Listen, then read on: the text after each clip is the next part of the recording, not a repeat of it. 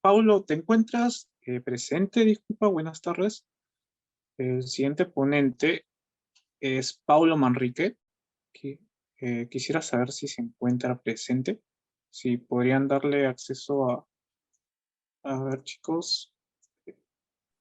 Hola, Paulo, creo que ya te reactivamos el audio. Quizás ya puedas ¿Qué hablar tal? ahora. ¿Qué tal, Emilio? Buenas tardes. ¿Me escuchas bien? Sí, discúlpeme, creo que habíamos muteado y no se te podía escuchar. Eh, Sí, Déjame no, que te no puedo presente, activar ¿te parece? tampoco la cámara aún, y no sé si es que puedo compartir pantalla. A ver, déjame ver ese tema. Creo que ya puedes compartir pantalla. A ver si puedes intentarlo. Creo que sí. ¿Funciona? Perfecto. Primero voy a presentarte. Eh, bueno, primero que nada, gracias Pablo por aceptar la invitación. Te tomé la palabra. Justamente, pues tú y yo estamos trabajando en el Innova Lab, en un proyecto de investigación en el tema de SARS-CoV-2.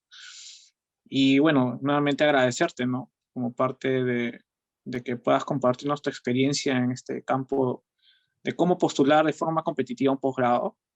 Primero que nada, estimados participantes y asistentes, quisiera presentar a Paulo César Manrique Valverde. Él es actualmente candidato a PhD en Biological Science in Public Health. Estudiante, todavía no soy candidato. Ya, todavía estudiante. Y bueno, él está en el Departamento de Inmunología y de Enfermedades Infecciosas en el Harvard T.H. Chan School of Public Health, Jesus, en la Universidad de Harvard. Y un poco sobre Paulo, pues Paulo es biólogo con experiencia genética de poblaciones y diagnóstico molecular de enfermedades infecciosas. Su principal interés se centra en el desarrollo de herramientas moleculares, genéticas y computacionales para monitorear la transmisión y los patrones de dispersión de agentes infecciosos, con especial énfasis en los parásitos causantes de malaria. Su personal objetivo es transferir este tipo de información en la toma de decisiones de salud pública para evaluar, mejorar y cambiar las mejores políticas de control y eliminación de las enfermedades infecciosas. Y no solamente con el tema de malaria, sino tú también te estás involucrado con el tema del SARS-CoV-2. Así que nada, Pablo, te doy la palabra y bienvenido a la RMR Bicentenario. Y bueno, puedes empezar a dar tu ponencia. Muchas gracias de parte de toda la familia de la Universidad Peruana de Ciencias Aplicadas. Y un abrazo también. Ok, bueno, muchísimas gracias por tan grata presentación, Emilio, y muchas gracias por la invitación a todo el grupo que está organizando este evento. Como Emilio ya había mencionado, mi nombre es Paulo Manrique. Yo este año ingresé a la Universidad de Harvard, tuve la fortuna de ser aceptado en dicha universidad. Postulé alrededor de 4 universidades y fue la primera vez que postulaba a un posgrado en el extranjero y tuve la fortuna también de haber ingresado a la primera.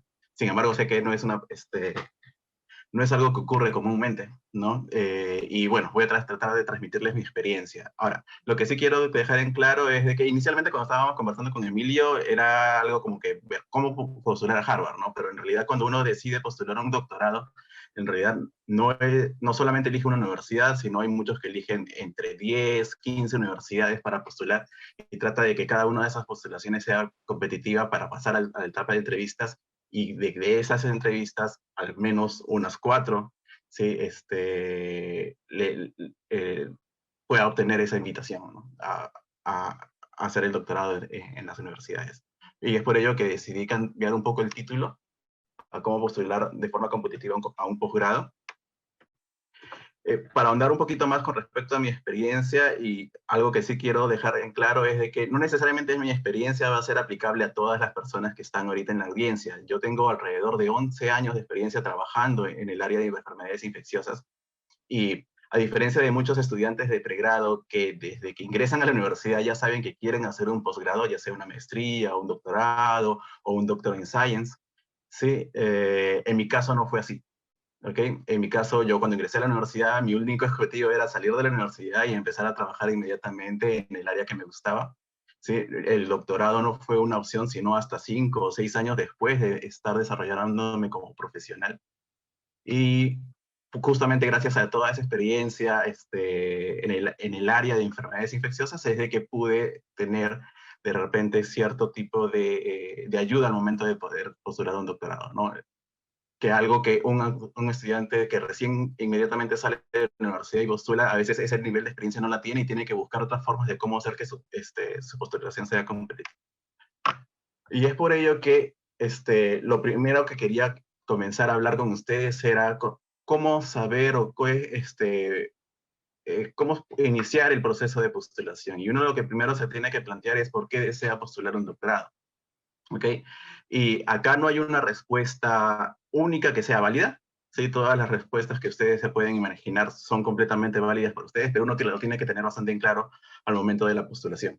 Porque justamente es esta información la que van a poder utilizar el comité de admisión para saber si es que realmente tienen el interés y el compromiso para hacer un posgrado. Porque un posgrado involucra mucho compromiso. No es muy difícil, ¿sí?, ingresar, pero sí es difícil mantenerse y ser exitoso durante el posgrado, y por ello lo que buscan los comités de admisión es de que las personas que ingresan tienen ese compromiso, ¿no? Y uno tiene que tener en claro, bueno, ¿cuál es mi deseo por el doctorado? ¿No? Algunos pueden responder, bueno, tengo curiosidad por algún área intelectual en particular, pasión por una investigación.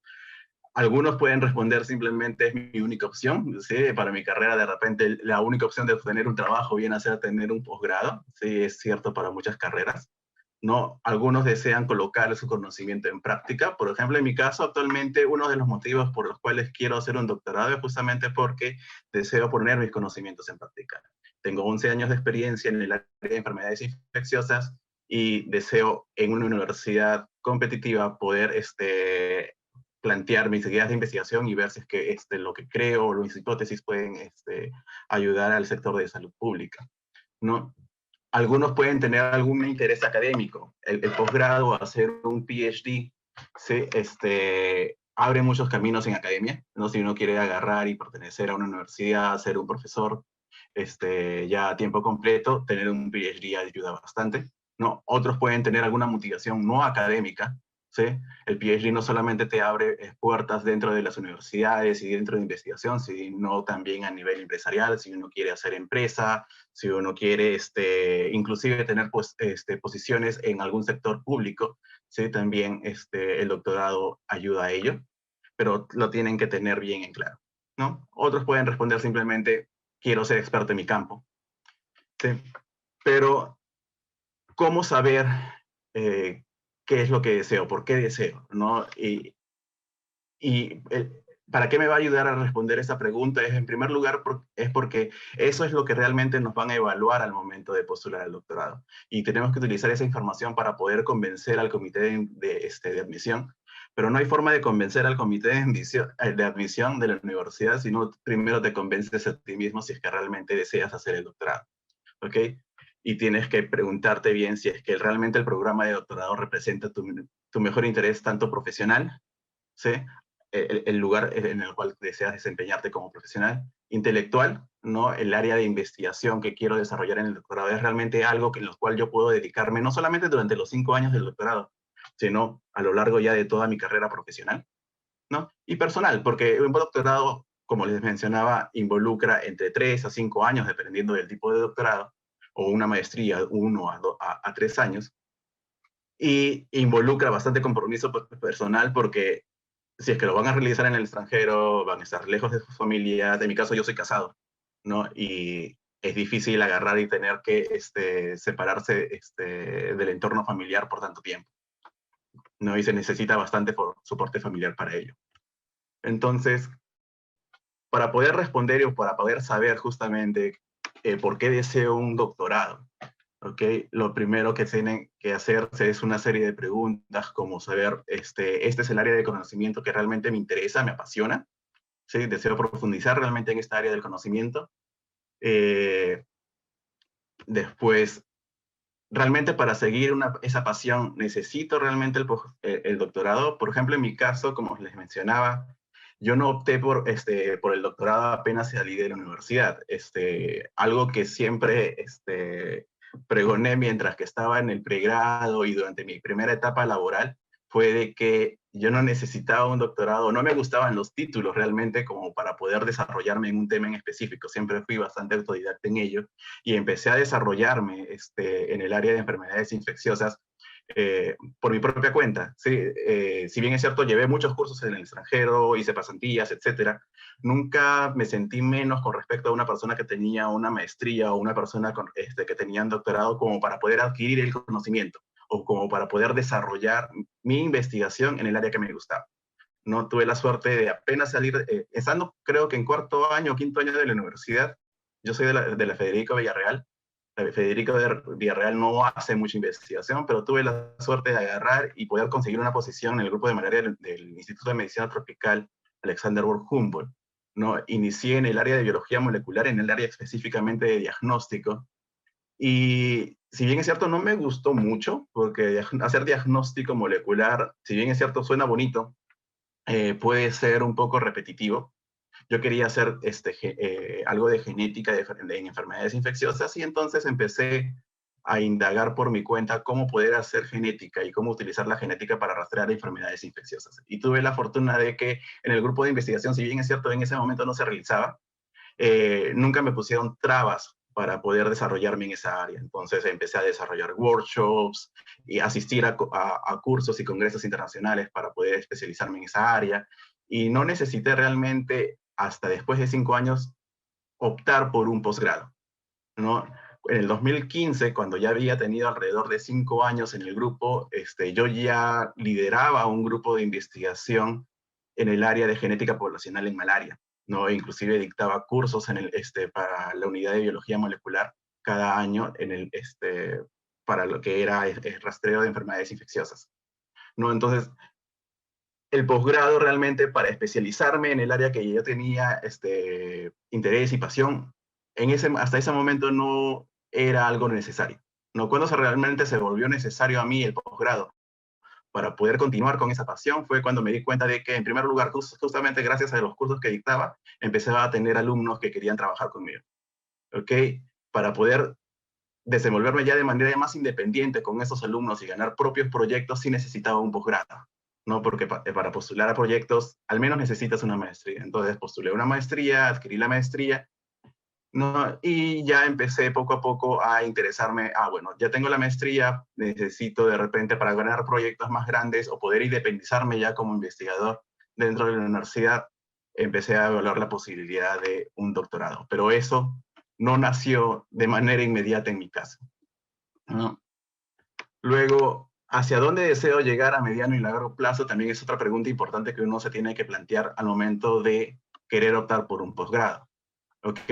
Por el hecho de que muchas veces realizamos o optamos por un posgrado para un área en particular, pero de repente esa área en particular no se desarrolla en el lugar donde yo me quiero desempeñar como profesional, ¿no? A veces olvidamos que durante nuestra carrera, ¿sí? Pensamos que solamente lo que interesa es la pasión que nosotros tenemos por un tema, pero también tenemos que tener en consideración si es que esa pasión es algo que es de interés para la sociedad o el grupo social donde me estoy desempeñando. ¿Ok? Entonces es importante tener en cuenta, si es que voy a optar por un posgrado, saber, bueno, después del posgrado, ¿qué pienso hacer? ¿Dónde me pienso desempeñar? ¿Quiero hacer un postdoc? ¿Quiero hacer, ya desarrollarme como investigador independiente? ¿Quiero estar en el sector, en el sector público, en el sector privado, etcétera? ¿Sí?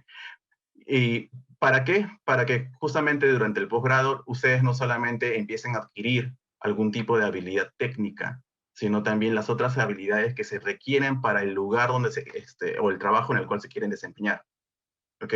Un posgrado o un doctorado no solamente implica ampliar tu conocimiento en un área en particular, sino adquirir todas las habilidades cognitivas, sociales, que se requieren para desempeñarte como profesional en cualquier ámbito laboral, ¿no? Por ejemplo, en mi caso, ¿por qué yo opté un posgrado? Uno, porque deseo tener una posición académica, sí, sí deseo liderar un grupo de investigación que, que haga investigación en el uso de herramientas moleculares y genéticas para el rastreo de la transmisión de parásitos, pero a su vez deseo que mi trabajo se traslade al sector público, ¿no? Que lo que yo desarrolle como investigador pueda ser aplicable, por ejemplo, en este caso, para el poder reducir la pandemia o cualquier otro tipo de enfermedad, ¿no? Que lo que yo desarrolle sea una política pública.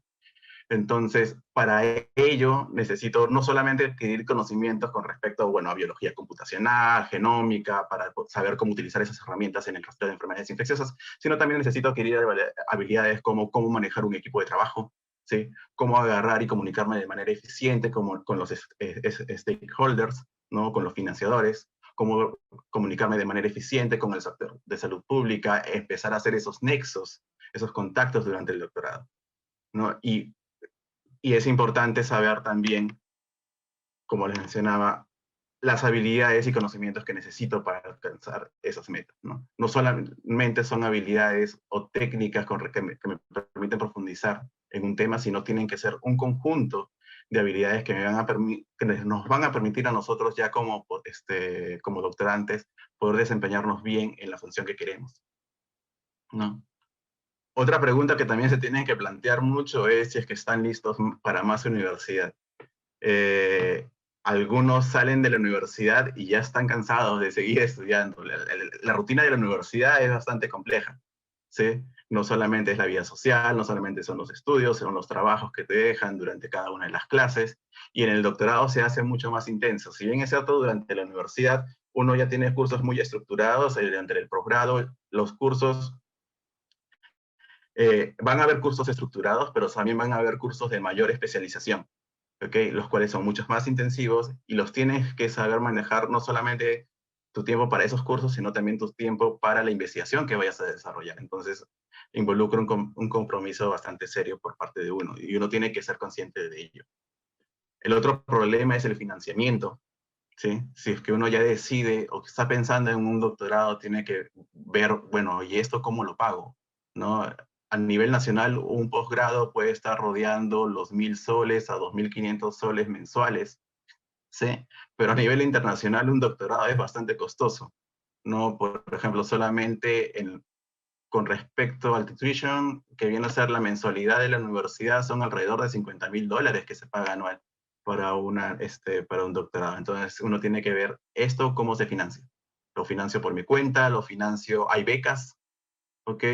Puede haber cofinanciamientos, ¿no? En algunos casos hay becas parciales y a su vez hay préstamos estudiantiles, ¿no? Y uno tiene que empezar a indagar respecto a ello, porque son cosas que vas a requerir al momento de la postulación. Te van a preguntar al momento de que postulas, bueno, ¿has buscado alguna área de financiamiento? ¿Cómo lo piensas pagar? Hay becas que son completas para algunos programas, hay otros programas que no. ¿Okay? Después, otra cosa importante y que cada vez se hace más relevante en el momento de postular es si es que tengo o podré tener un buen mentor, ¿sí? El doctorado o la maestría o el programa de posgrado que uno desee, uno requiere un mentor, una persona que los guíe a lo largo de esa trayectoria. Y muchas veces uno simplemente postula a una universidad por el prestigio de la universidad y llega a un grupo de investigación que puede ser muy grande, pero el mentor no está ahí para guiarlos, no está ahí para orientarlos y decirles, bueno, puedes ir por este camino, de repente estás dedicándole mucho tiempo, estás siendo muy, ¿cuál es la palabra? Muy terco en una idea en particular y que no te está saliendo, ¿no? Y para esa función está el mentor, ¿no? Para saber cómo guiar al alumno y cómo agarrar y asesorarlo para qué es lo que sigue después del doctorado, ¿no? Uno tiene que tener en cuenta, bueno, voy a poder tener un buen mentor en la universidad a la cual voy a aplicar. En mi caso, por ejemplo, cuando ya empecé a decidirme por el doctorado, una de mis primeras opciones fue Temple University, ¿no? Una universidad que se encuentra en Filadelfia, en la cual yo ya tenía el conocimiento de que había un doctor que trabajaba en la misma área que yo. Tuve la oportunidad de hacer una pasantía con él, nos llevamos muy bien. No opté por esa universidad porque, bueno, luego hubo ciertos problemas con respecto a cómo yo iba a poder financiar mi doctorado dentro de esa universidad. No había opciones de financiamiento y es por ello que tuve que optar por otra opción. ¿Ok? Pero eso es algo que lo tienen que tener en cuenta inclusive antes de postular. Mm.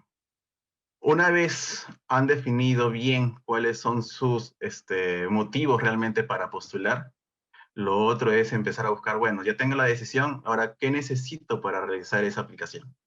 ¿No? Y lo podemos dividir en dos pasos. Lo primero es definir el programa.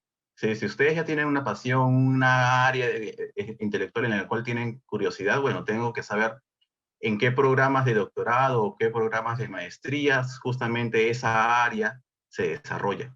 ¿Ok? Existen cientos de universidades a nivel mundial, muchas de ellas son muy buenas. ¿Sí? A veces solamente tenemos en la mentalidad, Harvard, Stanford, Berkeley, pero en realidad hay muchas otras universidades en las cuales de repente son mejores inclusive que las universidades a las cuales están dentro del top. Y uno tiene que saber buscar justamente qué programa encaja mejor con nuestros intereses, ¿no? Y una vez encontrado esos programas, empezar a revisar, bueno, qué requerimientos nos exigen cada uno de esos programas. ¿Sí? A veces pensamos que solamente el TOEFL, GRE y tener una nota en particular con respecto a ello es suficiente, y realmente no. Cada programa tiene distintos criterios de evaluación y uno tiene que ir empapándose del tema. Para poder definir justamente el programa, ¿ok? Ay, perdón. Hay distintos pasos que uno tiene que hacer. ¿Ok? Los he subdividido solamente en 9, pero en realidad pueden ser muchísimos más dependiendo de cuánto haya sido su nivel de preparación previa. ¿Ok? Pero si es que no, lo primero que tienen que hacer es empezar a rebuscar temprano. O sea, decidirse por un posgrado no es algo que digo, sí, voy a postular y bueno, de acá al siguiente mes preparo mi postulación.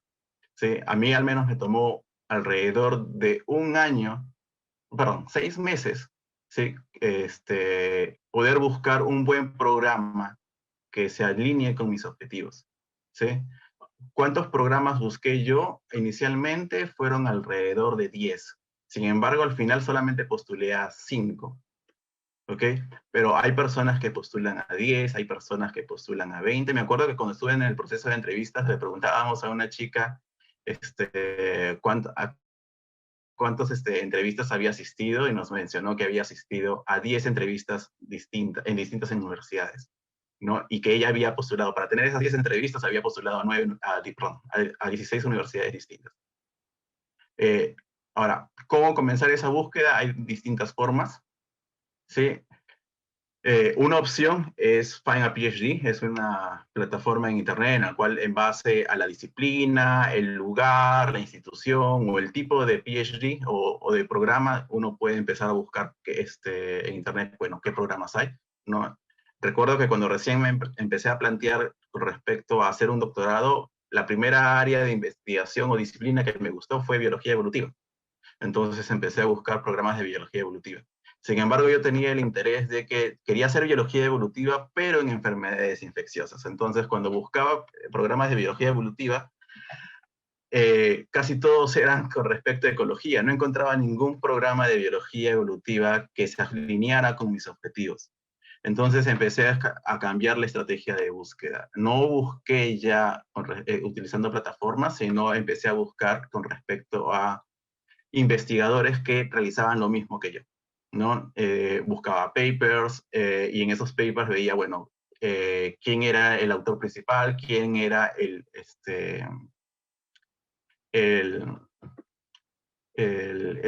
el PI de ese paper, y buscaba en qué institución estaba, ¿no? Entonces, por ejemplo, yo hago genética poblacional en enfermedades infecciosas, ¿no? Y como mencionó el Lirio, principalmente he trabajado en malaria, he trabajado también en arbovirus, y algo de COVID, ¿no? Entonces empecé a buscar en esos papers que hacían genética poblacional o vigilancia genómica de esas enfermedades infecciosas, quiénes eran los autores principales, ¿no? Quiénes publicaban más. Y me salían nombres como, por ejemplo, el doctor Brian Greenhoff, que era de la Universidad de San Francisco. Me salían autores como, por ejemplo, el doctor Dan Nipsey, que es de la Universidad de Harvard, el profesor Christian Kopke, que es de la Universidad de Notre Dame, el profesor Ananías Escalante, que era de la Universidad de Temple, entre otras, ¿no? Entonces, ya teniendo esos nombres en consideración, que eran personas ya con trayectoria en las cuales yo podría haber hecho o podría hacer un posible doctorado con ellos, ¿sí? Es que decidí ver, bueno, en qué departamentos, en qué universidades están, y dentro de esas universidades, qué programas de doctorado hay en los cuales, a los cuales yo puedo aplicar y justamente optar porque ellos sean mis mentores, ¿no? Y es así que pude encontrar un programa, por ejemplo, en el caso de la Universidad de San Francisco, había el programa de epidemiología y ciencia translacional, ¿no? Entonces postulé a ese programa porque ese programa me permitía, en primer lugar, desarrollarme en enfermedades infecciosas. También tenía un pequeño anexo con respecto al uso de genética en epidemiología, y también, bueno, el profesor Brian Greenhouse pertenecía a ese programa, ¿no? En el caso de Harvard, igual, ya tenía el interés de trabajar con el doctor Dan Nipsey, y vi que él pertenecía al Departamento de Inmunología e Enfermedades Infecciosas de la Escuela de Salud Pública de Harvard. Entonces busqué en esa escuela, bueno, qué programas de posgrado otorga esa escuela, ¿no? Y es la forma como yo pude encontrar poco a poco aquellos programas que eran de mi interés, ¿sí? Aquellos programas en los cuales yo podía desarrollar el área de investigación que a mí me interesaba. Al final terminé haciendo un listado de 10, ¿sí? Lo subdividí en base a distintos criterios. Creo que hay algunas preguntas en el chat. Sí, Voy a hacer una Pablo. pausa después para hacerla, para Sí, Pablo, las preguntas. al final, ¿Sí? ¿te parece si podemos responder las preguntas? Ok, sí. No, bueno, pues lo podemos responder después de unos cuantos slides, no hay problema. Ok. Ok, bueno, por lo que les estaba mencionando, de que lo que hice fue justamente, en primer lugar, buscar a un mentor, ¿sí? A alguien con el cual a mí me gustaría trabajar, y en base a eso ver en qué departamento, en qué universidad trabajaba, y ver qué programas de posgrado habían dentro de esos departamentos, ¿no? Entonces les indicaba de que en el caso de Harvard yo quería trabajar o interactuar con el doctor Daniel Nipsey, y él pertenecía al departamento de inmunología y enfermedades infecciosas de la Escuela de Salud Pública de Harvard, y busqué justamente qué programas de doctorado habían en ese departamento, ¿no? Y el programa de doctorado que había era el programa de Ciencias Biológicas en Salud Pública, ¿no? Y es por ello que apliqué a eso. Aparte, habían muchos otros programas. También apliqué a programas de biología evolutiva, por ejemplo, apliqué a la Universidad de Emory, bioinformática, porque era una otra área que me gustaba, apliqué a la Universidad de Temple, después también bioinformática, también apliqué a la Universidad de UT Southwestern, etc. La mayoría recomienda postular a varias universidades, y no porque quieras agarrar al menos alguna, ¿sí? Sino porque el hecho de que también eso es algo que te van a evaluar al momento de que llegues al proceso de entrevistas, y eso lo voy a explicar luego. ¿Ok?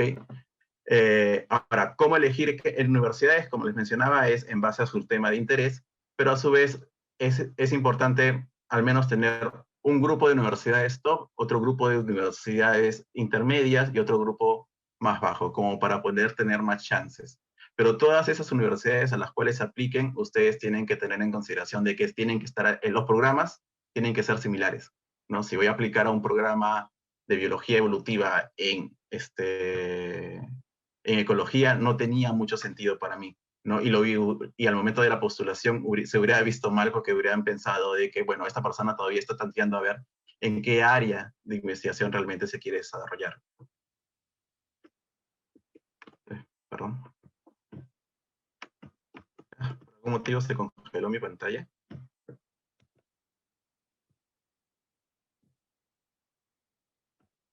Ok.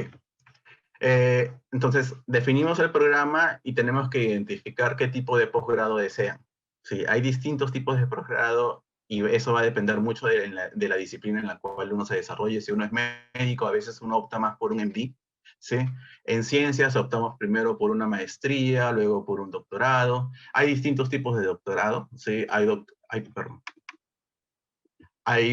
programas de doctorado certificados, diplomas de doctorado o de posgrado, ¿sí? En los cuales uno ya no tiene que hacer una tesis, simplemente tiene que llevar los estudios y luego se certifica. Esto sirve mucho más cuando uno desea ir a empresa, ¿no? Por el hecho de que no te exigen realmente realizar investigación, pero sí te exigen poder tecnificarte o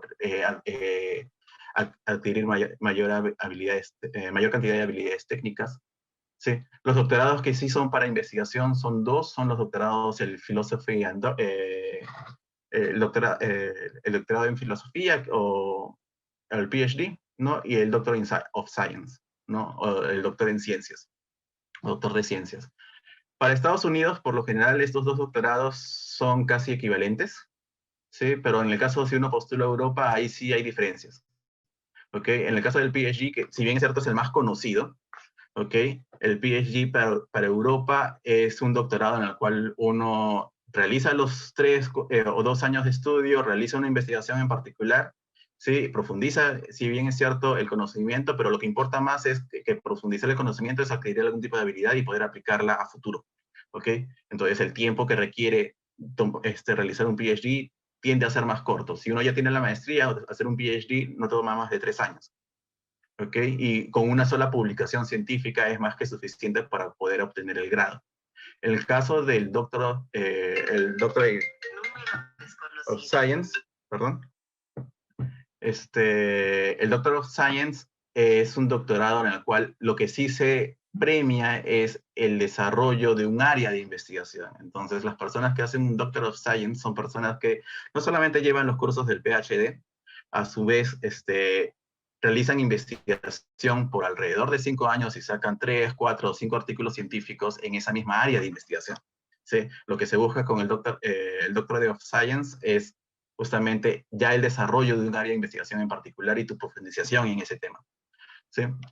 ¿Por qué en Estados Unidos los dos tienen casi la misma equivalencia? Es porque al final de ambos, igual uno tiene que hacer un postdoc, ¿no? Prácticamente en Europa el Doctor of Science viene a ser el PhD más el postdoc. ¿Ok? Y uno tiene que tenerlo en consideración al momento de que postula, porque si es que postula un PhD, al menos en Europa sé que lo voy a terminar en 3 años, si postulo a este otro, sé que no voy a poder terminarlo en menos de 5 años. ¿Ok? Lo otro es de que uno tiene que saber, bueno, voy a postular a un doctorado, el doctorado implica un proyecto de investigación. ¿Ok? Entonces, voy a hacer un proyecto ya patrocinado, es decir, voy a postular a un doctorado en el cual el laboratorio donde voy a trabajar ya tiene un proyecto y lo único que necesita es un doctorante, ¿sí? Entonces no tengo que pensar mucho en el proyecto de investigación, pero sí tengo que pensar cómo ese proyecto se acopla a mí y qué habilidades tengo que adquirir para desarrollar ese proyecto en particular. Hay otros doctorados en los cuales se incentiva que más bien uno cree sus propios proyectos, ¿no? Y como también les había mencionado, los doctorados profesionales, ¿no? Son doctorados como los de acá, los certificados o los diplomados, en los cuales lo que se busca es simplemente que lleven las clases para que tú adquieras algún tipo de habilidad para desempeñarte en una posición profesional en particular, ¿no? Por general en empresas. Eh, para definir él o los programas, no tienes que averiguar también el ranking de las universidades en tu área de interés, no tienes que averiguar también con respecto a las facilidades. Muchas veces hay varios programas de doctorado, pero no necesariamente esos programas de doctorado o la universidad o el departamento tiene todas las facilidades que el alumno requiere como para poder desempeñarse y realizar su tema de investigación. ¿No? Les comento, por ejemplo, yo postulé, como les decía, a varias universidades. Al final fui admitido a 2, ¿sí? Una fue la Universidad de San Francisco y la otra fue la Universidad de Harvard.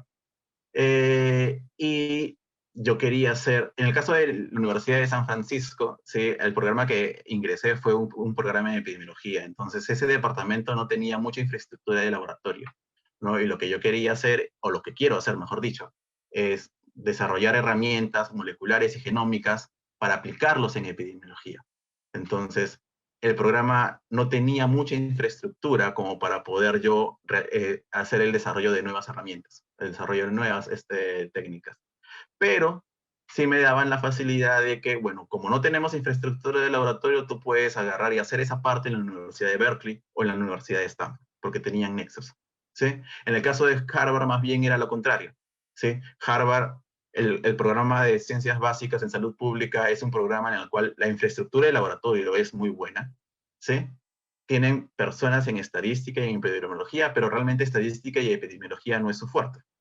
¿Ok? Entonces, en este caso, tuve que averiguar un poco para ver cómo complemento esa área o ese campo de investigación que a mí también me interesa, ¿no? Entonces, la Universidad de Harvard me daba la facilidad de que, si bien es cierto, voy a estar en este programa de ciencias básicas, pues puedo hacer, llevar cursos o hacer rotaciones dentro de laboratorios del Departamento de Bioestadística de Harvard, ¿no? Entonces, de esa forma podía compensar y tener todas las facilidades que yo pueda necesitar dentro de dentro de mi desarrollo profesional en el doctorado.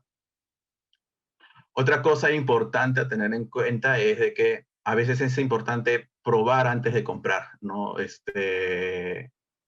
En mi caso, hice bastantes rotaciones a lo largo de toda mi carrera profesional y en distintas universidades. Fui a Temple University, fui a San Diego University, fui también a Harvard en algún momento en el 2015, ¿no? En el cual ir a esas universidades, hacer alguna rotación dentro de esas universidades me ayudó a mí no solamente a adquirir currículum, sino también en saber si es que realmente esa universidad se ajustaba a lo que yo quería, ¿no? Al área de que yo quería desarrollar y también justamente a encontrar un mentor, ¿no? Por ejemplo, la forma como yo conocí al doctor Dan Nielsen en Harvard fue porque llevé su curso, ¿no? Y pude conocerlo ahí, bueno, poder entablar una relación de amistad en ese año con él, ¿no? Y justamente eso te permite contactar potenciales mentores, ¿no? Si uno no tiene, cuando recién sale de la universidad, a veces no tiene esa capacidad o no tiene esa posibilidad de contactar mentores, ¿no? Entonces, algo que sí se recomienda, y que al menos cuando yo era estudiante de pregrado no se estimulaba mucho, era en hacer pasantías, ¿no? Sé que actualmente ustedes tienen Repu y muchas otras posibilidades como para poder optar por pasantías en el extranjero, y es importante que las realicen y que hagan esas pasantías como para que puedan saber, bueno, luego de de mis estudios de pregrado, hacia dónde podría yo migrar. ¿Ok? Ahora, algo importante a recalcar aquí es de que no solamente es importante realizar la pasantía, sino que como producto de la pasantía uno pueda obtener algún producto que me pueda servir de currículum. ¿Sí? No solamente importa, bueno, roté en tal laboratorio, sino también, bueno, producto de la rotación de ese laboratorio, ¿qué salió? ¿No? Salió alguna publicación científica, salió al menos un abstract, ¿no? Al menos yo, durante toda mi carrera, sí procuré tener publicaciones científicas, al menos una cada año o una cada 2 años, ¿sí? Y a su vez también hacer presentaciones científicas en congresos internacionales, ¿no? Casi mi tasa de presentación de pósters eh, en congresos internacionales era alrededor de tres pósters por año, ¿no? Y eran productos de las rotaciones que realizaba o productos de mi propio trabajo, ¿no? Ahora, no importa cuántos pósters uno tenga o cuántas publicaciones al menos uno tenga al final de todos sus años de trayectoria, sino en realidad cuánto puede producir por año. ¿Sí? Si ustedes tienen un año de experiencia, al menos tener un póster en algún congreso, ya sea nacional o internacional, o alguna publicación científica, sí va a pesar bastante al momento de que postulen. Lo otro importante es tener bastante en consideración los aspectos tanto de su vida social y familiar que van a ocurrir durante su PhD y pensar bastante a futuro. ¿Ok? ¿Por qué digo lo social y lo familiar? Es porque cualquier programa de doctorado implica un compromiso.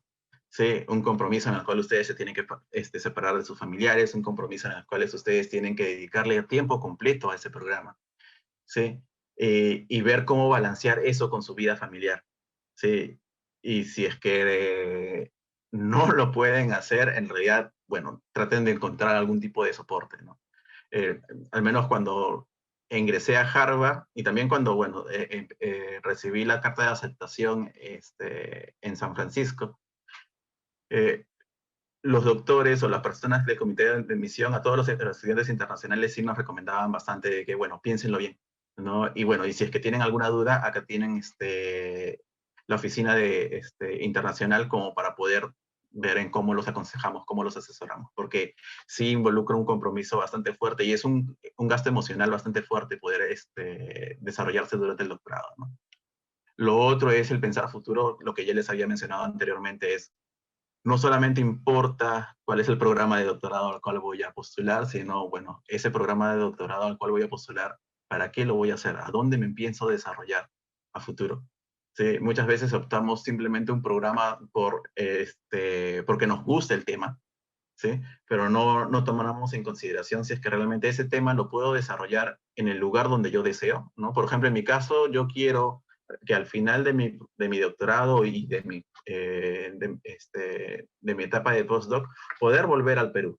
¿Sí? Yo no tengo muchas intenciones de quedarme en Estados Unidos o quedarme en el extranjero y trabajar allá. Lo que yo deseo es lo que aprendí allá, cómo lo puedo desempeñar aquí, ¿no? Entonces tengo que ver que el programa de doctorado justamente me permita hacer los nexos suficientes como para poder regresar acá y tener una posición importante aquí a nivel nacional, ¿no? Ver que el área de investigación que vaya a desarrollar sea de interés nacional, porque cuando ya eres doctor, y al menos si es que vas a realizar investigación y estar en academia, necesitas postular a financiamiento, ¿ok? Vas a postular al financiamiento tanto a nivel nacional como a nivel de internacional. Y no vas a desarrollar un área en la cual no es justamente de interés nacional. O sea, si es que vas a desarrollar algo así, va a ser, no es que no puedas, no se deba, sino es que va a ser mucho más difícil poder alcanzar el financiamiento que uno requiere, ¿no? Entonces, hasta aquí sí creo que podemos hacer una pequeña pausa como para poder ver algunas preguntas que tengan con respecto a esta primera etapa. Aquí todavía no he hablado nada bueno, una vez ya definí el programa, ya definí que sí deseo hacer el doctorado, bueno, ¿qué pasos tengo que seguir, no? No sé si, Emilio, puedes ayudarme ahí con las Por preguntas. supuesto, Pablo, claro, te voy a hacer algunas preguntas. Por ejemplo, algunas preguntas, por ejemplo, Juan Ignacio de Arroz pregunta, ¿no? Usualmente la universidad te da un seguro de salud. ¿Qué es lo que cubre? Es una de las cosas que me preocupa de hacerlo en Estados Unidos y casi no hay mucha info. Así que quizás nos Sí, podrías brindar un poco el tema de los ok. beneficios que te están dando estudiar en Harvard. Sí, o sea, los beneficios que te pueda dar la universidad van a variar dependiendo del programa y de la universidad. O sea, por ejemplo, yo ingresé a la Universidad de San Francisco y a la Universidad de Harvard. En el caso de la Universidad de San Francisco, yo no gané beca, ¿ok? Para la Universidad de San Francisco. Pero eso no me impedía a mí una beca ya estando allá. Además, me conocía ya y trabajaba ya con otra doctora de esa universidad que es la doctora Michelle Xiang. Ellos me ofrecían darme una posición laboral. Entonces, por esa posición laboral yo podía, con el salario, bueno, pagar lo que involucraba el doctorado y a su vez pagar todos los seguros y los taxes que se tienen que pagar en ese estado. En el caso de Harvard, sí, ahí afortunadamente sí logré alcanzar una beca y mi programa sí daba la beca completa. ¿Ok? No solamente que esa beca completa involucraba la mensualidad de la universidad, también involucra el seguro médico, que es un seguro bastante caro, sí, son alrededor de $28,000, creo, $29,000 anuales, y adicionalmente el estipendio. Sin embargo, no todos los programas dan ello. Ahora, algo que siempre me recomendaron fue de que a veces simplemente postula, ¿ok? Y bueno, ya estando allá dentro del programa, ya ves cómo lo financias. Y en realidad sí es bastante cierto por el hecho de que cuando uno ingresa allá dentro del programa, hay una oficina, que ahorita no recuerdo el nombre de la oficina, pero es una oficina que se encarga justamente de velar por todos los intereses del estudiante, ¿ok? Entonces ellos se van a encargar de que, bueno, te van a dar asesoría de qué becas podrías postular, qué scholarship puedes obtener, cómo poder financiar la parte del seguro médico, ¿sí? Y etcétera. O sea, por el tema de financiamiento, a veces nos restringimos, ¿sí? Porque vemos que el doctorado en el extranjero es caro. Sin embargo, siempre hay opciones de financiamiento, ya sea con becas o en otros casos hay cofinanciamientos en los cuales los bancos te prestan dinero y bueno, ya luego con tu desarrollo profesional uno lo puede solventar, ¿no? Hay otra Bueno, pregunta, Pablo. Por ejemplo, dice, ¿no? John Lee Flores dice, él trabajó en la ITH de Zurich y, bueno, más de un año estuvo postulando a un doctorado. Él incluso trabajó dentro de esa universidad. tenía un promedio de 7, del 1 al 10 a la escala, en calificación para un máster. Él tuvo un máster y a pesar de la experiencia de investigación y la nota que tuvo en el máster, que fue de 7, no fue lo suficientemente competitivo para ser aceptado en un doctorado en esta universidad, en la ETH Zurich, en Europa. Sí. Quizás podrías Eso quizás lo orientar. podemos responder un poco después, porque justamente después voy a hablar con respecto... Esta primera etapa era solamente hablar de por qué postular un doctorado y cómo encontrar realmente tu motivación real para postular, ¿no? Pero ya la siguiente etapa es con respecto a, bueno, los requerimientos y qué es lo que realmente el comité de evaluación a veces busca dentro de los postulantes, ¿no? A veces uno postula a un programa en particular simplemente porque nos gusta el programa, pero no necesariamente pensando en de que nosotros encajamos bien en ese programa. O sea, el no haber sido aceptado no significa que tu postulación o tú como estudiante seas malo. O sea, los programas de doctorado no buscan genios en primer lugar, ¿ok? Lo único que buscan es, uno, personas con compromiso, y lo otro es que las habilidades y los intereses que tú tengan encajen dentro del programa, ¿no? Y eso es lo que uno tiene que saber plasmar al momento de la postulación, pero eso ya lo vamos a ver en un momento. Bien, sí. Creo que hay muchas preguntas sobre ese tema. Quizás podrías continuar para poder Uh -huh. responder esas preguntas, estimado. Ok. Listo.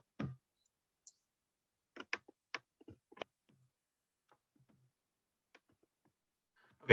Entonces, una vez ya decidieron el programa, sí, que les aconsejo que elijan al menos alrededor de 10. No necesariamente postulen a 10, porque postular a 10 es costoso. Si cada postulación es alrededor de $100 a $150. ¿Se puede conseguir financiamiento para las postulaciones? Sí. Al menos yo sí no sé cómo hacerlo, pero tengo una amiga, y bueno, que fue también mi alumna en su momento, que ella consiguió financiamiento para ello. Ella actualmente, justo este año, también fue aceptada en la Universidad de Berkeley. ¿Ok? Y bueno, quizás Emilio después la pueda contactar a ella para que ella les asesore mejor cómo conseguir becas, porque ella sí es Sí, sí la excelente conozco, sí para la ello. conozco, sí la conozco, es amiga mía también. ¿Sí? Ya, yo sí soy muy malo buscando becas.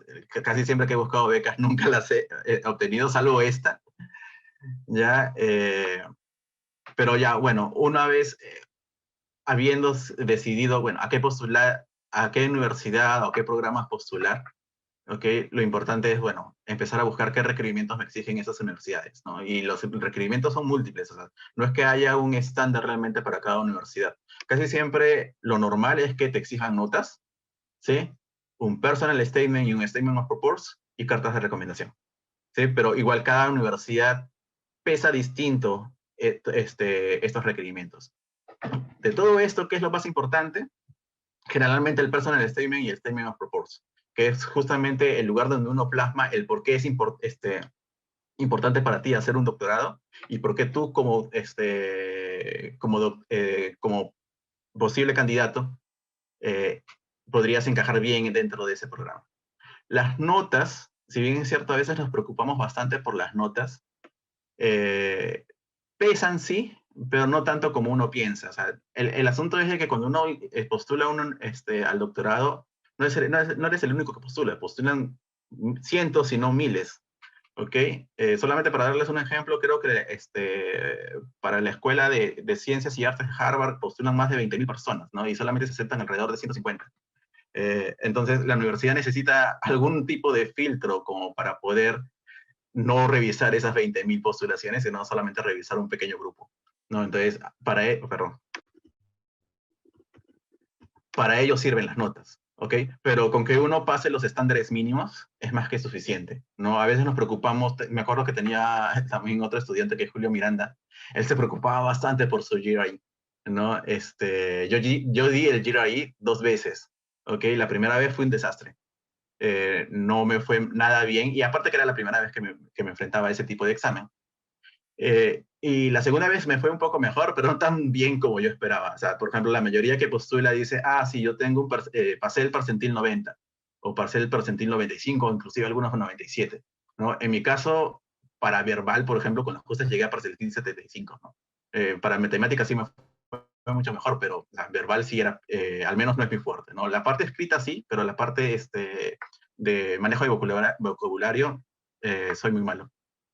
¿Ok? Entonces, el GRE, si bien es cierto, mi GRE no fue estupendo, ¿sí? No fue algo que realmente la universidad tomara en cuenta como para poder yo ingresar. Mi TOEFL igual, ¿ok? En el caso del TOEFL, para Harvard, para la mayoría de las universidades, lo mínimo que uno tiene que sacar en el TOEFL es creo que 90, ¿sí? En el caso de Harvard es 100. Y mi TOEFL fue justamente esa nota, ¿no? Igual ingresé. Ahora, algo que sí es importante en el TOEFL, sí, cuando uno ya ingresa, aquellos que han podido viajar a Estados Unidos dicen, bueno, ¿y todos estos asiáticos cómo logran ingresar si hablan tan mal el inglés? ¿No? Y es por el hecho de que muchas veces tenemos problemas de pronunciación, ¿ok?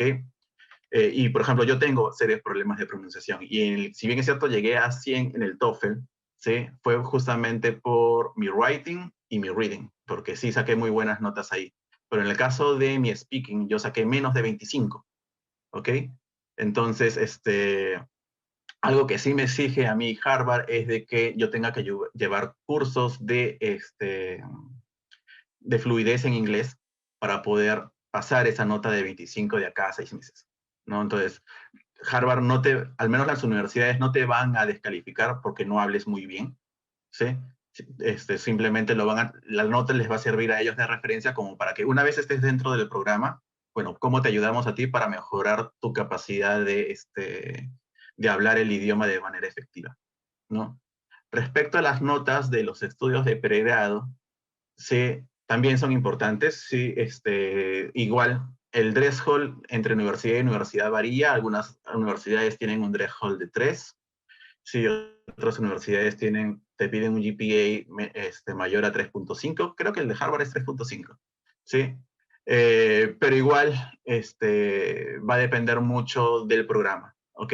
En mi caso yo sí yo no me considero un buen estudiante de pregrado, en realidad fui muy malo durante los 2 primeros años, ¿ok? No malo porque no pudiera sacar buenas notas, sino porque en realidad recién estaba madurando y estaba empezando a interesarme en la carrera, ¿ok? Y mis notas se incrementaron a partir del tercer año, cuarto año y quinto año, ¿no? Y a partir de esos años sí siempre ocupé el quinto superior, ¿no? Luego hice maestría, por ahí vi una pregunta si es que yo había hecho una maestría antes, sí, sí la hice mi maestría acá en Perú, ¿no? Pero en la maestría ya la hice teniendo en consideración de que, bueno, este es el tipo de maestría que quiero y este es los cursos que me gustan. Entonces, casi todos los cursos siempre saqué muy buenas altas notas, no menos de 16, 17 promedio. ¿Ok? El CV también es importante, ¿ok? Pero ¿qué es lo que tú tienes que plasmar en el CV? Es justamente tu producción científica. ¿Sí? Uno puede hacer muchas rotaciones a lo largo de su vida preprofesional, ¿no? O a lo largo de su vida profesional. Pero lo importante dentro de esas rotaciones, como les mencionaba anteriormente, es cómo esas rotaciones las plasmo en alguna producción científica, ya sea un abstract en algún congreso, ¿sí?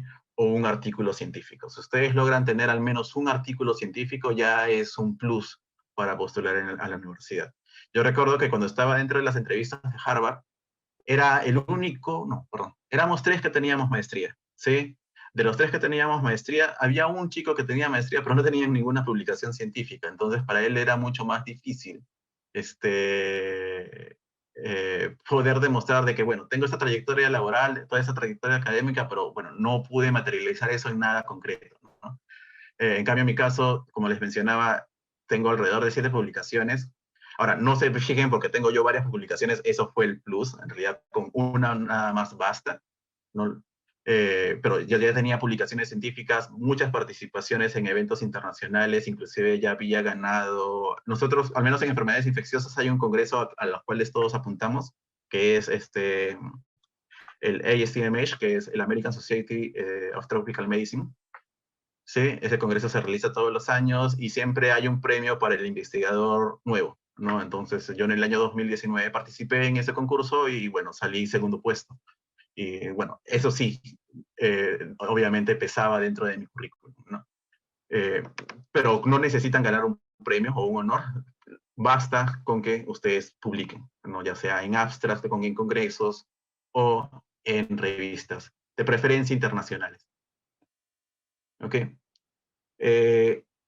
Pero al margen de esto, que les va a permitir a ustedes pasar ese primer filtro de los 20.000 o 100.000 postulantes que puede haber en una universidad, en realidad lo que les va a valer para ganar una entrevista al menos es el personal statement y el statement of purpose.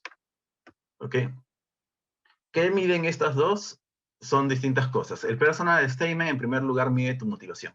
¿Sí? Saber que tú tienes la motivación y el compromiso adecuado para postular a un PhD o un programa de posgrado. Mientras que el Statement of Purpose más bien lo que busca ver es cómo tú encajas dentro de ese programa de doctorado, ¿no? Como toda la experiencia previa que tengas, ya sea como estudiante o como profesional, te permitiría a ti realmente desarrollarte bien dentro de ese programa. ¿Okay? Hay algunas otras universidades que piden adicionalmente a ello un Research Summary, ¿sí? Que es básicamente una extensión del CV. ¿Ok? En el CV, por lo general, lo que uno coloca es, bueno, trabajé aquí, aquí, aquí, aquí, aquí, en tales años, ¿no? En el Research Summary tienes que poner lo mismo, pero explayarte diciendo, bueno, durante este año trabajé en tal, tal, tal proyecto, este fue el objetivo y este fue el producto logrado. ¿Ok? Entonces, como les mencionaba, lo más importante es el personal statement. No había uno que preguntaba, bueno, ya tengo experiencia en investigación, he estado en la institución a la cual postulé y no pude ingresar. Y probablemente lo que falló fue justamente el personal statement y el statement of purpose, ¿no? Por el hecho de que el CV ya lo tenías, ¿sí? Las notas estoy seguro que también las tenías, ¿sí? Pero de repente no supiste transmitir de forma adecuada cuál era tu motivación real por estar en esa universidad, en esa institución, ¿ok? Entonces, ¿para qué sirve el personal statement? Es justamente para mostrar ello, ¿no? Uno tiene que mostrar la motivación, el compromiso. Adicionalmente, tiene que mostrar que tiene ciertas habilidades para ser un estudiante de posgrado. Hacer un posgrado no solamente implica que voy a adquirir cierta cantidad de habilidades técnicas, ¿no? Sino también significa de que después de adquirir esas habilidades técnicas me voy a desempeñar en un rol en el cual tengo que mostrar liderazgo, saber trabajar en equipo, ¿no? Y tener habilidades de comunicación, ¿ok? Después también, algo que también van a evaluar bastante es tu experiencia y investigación en el área que tienes interés, ¿no? Muchas veces, como estudiante de pregrado, a veces estamos como que deambulando entre distintas rotaciones a ver en cuál de ellas encajamos, ¿ok? Y pensamos de que simplemente porque tenemos muchas rotaciones en múltiples laboratorios, eso ya pesa. Y en realidad, si es que cada una de esas rotaciones fueron rotaciones al random, en áreas muy distintas entre sí, realmente no van a sumar mucho. ¿Sí? ¿Qué es lo que va a sumar más? Es que uno sea continuo, constante en una área en específico. ¿Okay? Lo otro que van a evaluar dentro de ese personal statement es justamente que tenga las habilidades relevantes para el programa, ¿no? Por ejemplo, en mi caso, el programa en los cuales fui admitido, como les mencionaba, era el programa de Ciencias Biológicas en Salud Pública. Entonces, ¿qué es lo que tenía que mostrar dentro de mi personal statement? Es justamente que tengo habilidades en esa área, ¿no? Entonces, mostré mi trayectoria a lo largo de 10 años en el área de malaria, unos cuantos años trabajando con dengue o arbovirus. Adicionalmente, mostré de que, bueno, para ciencias biológicas y en el área de genómica se necesita habilidades computacionales, entonces mostré también dentro de este personal statement de que algo que me interesa y algo que aprendí por mi cuenta fue a cómo programar, aprendí matemática, de manera mucho más profunda, distintos lenguajes de programación, como por ejemplo C++, R, Python, etcétera, ¿no? Y adicionalmente, que manejaba la parte de laboratorio de manera eficiente, ¿no? Ahora, ¿cómo estructurar el personal statement? En realidad eso ya depende mucho de cada persona. Acá no voy a andar mucho en cómo escribirlo realmente porque lo que sí les recomiendo es que vayan a internet y busquen how to write an effective personal statement for PhD. Y créanme que van a encontrar un montón de blogs de ayuda para escribir un personal statement eficiente, sí, o efectivo. Acá he resumido algunos, pero acá he resumido algunos de esos pasos, pero en realidad hay muchos más y cada uno va a depender de la persona, porque en realidad el personal statement es un manuscrito bastante personal, ¿sí? Uno tiene que, ¿cuál es lo que algunos hablan ahí? Es, por ejemplo, sobre sí mismo, sus motivaciones, y uno tiene que ser honesto en ello, ¿sí? El, te piden mucho que hables respecto a, bueno, todas tus experiencias pasadas de tu niñez, de tu familia, de tu misma desarrollo académico, cómo todo eso te motivó, te llevó al camino que estás eligiendo ahora, ¿no? En mi caso, por ejemplo, les mencioné de que el PhD realmente no fue mi primera opción, ¿no? Yo vengo de una familia relativamente humilde, ¿no? Mi papá toda su vida hizo taxi, mi mamá es obstetriz, y cuando yo nací, mi mamá recién estaba terminando la universidad, entonces durante mi niñez la acompañaba mucho a sus campañas de planificación familiar y a su serum que ella realizaba en ese momento. Entonces, ese fue mi primer contacto, por ejemplo, con salud pública y medicina, ¿no? Y algo que me gustó bastante hacer, ¿no? Algo, o al menos en esa época, me generó bastante interés, mejor dicho, ¿no? Entonces, mostré esa faceta de mi vida de cómo acompañar a mi madre en esas campañas en su serum y en las campañas que realizaba para planificación familiar, generaron en mí ese interés en poder hacer algo en el área de salud pública, ¿no? La parte biológica y genética realmente la desarrollé mucho después, ya ingresando primero en el colegio, porque bueno, tuve un pequeño problema genético, entonces me interesé bastante en genética. Y luego ya dentro de la universidad, el curso que más me gustó fue justamente genética y biología evolutiva, ¿no? Y cuando ingresé ya a trabajar, quería hacer algo de genética y algo en salud pública. Entonces, trabajar en el área de malaria me encantó y pude poco a poco desarrollarme en esa área en específico. A mí no me interesaba mucho en su momento hacer el doctorado, pero sí me interesaba que mi profesión pudiera ayudar a esa área de investigación y en esa área social, ¿no? Ya trabajando, hice parte del laboratorio y luego hice coordinación del trabajo de campo del área de malaria, ¿no? Viajé bastante Iquitos, pude manejar personas y todo el trabajo de campo que se realiza allá con hacer screenings poblacionales para poder ver qué personas estaban infectadas, estas personas infectadas tomarles muestras y ver qué parásitos tenían, etcétera, ¿no? Y me gustó bastante esa experiencia. Entonces, en realidad lo que yo quiero es justamente seguir trabajando en ello, ¿no? Y era la forma, y bueno, eso justamente calza en lo que viene a ser un PhD en salud pública, ¿no? ¿No? Entonces, eso se tiene que mostrar acá. Y uno tiene que mostrar justamente cuál es, para cada una de sus, de sus áreas de interés, tiene que encontrar esas motivaciones, saber explicar de forma efectiva, concisa, ¿sí? Exactamente cómo es que llegaron a ese lugar, ¿no? Eh, También explicar por qué esa área es de tu interés, mostrar cómo encajas en el programa, ¿no? Uno tiene que describir su curiosidad intelectual, ¿sí? No solamente basta con decir, a mí me gusta hacer genética poblacional, a mí me gusta hacer biología evolutiva y ver cómo evolucionan los parásitos dentro de los hospederos, ¿no? Tengo que encontrarle un motivo y esto que quiero investigar, ¿cómo lo puedo emplear? ¿No? ¿Para qué me va a servir? ¿Qué problema social puedo mejorar? ¿No?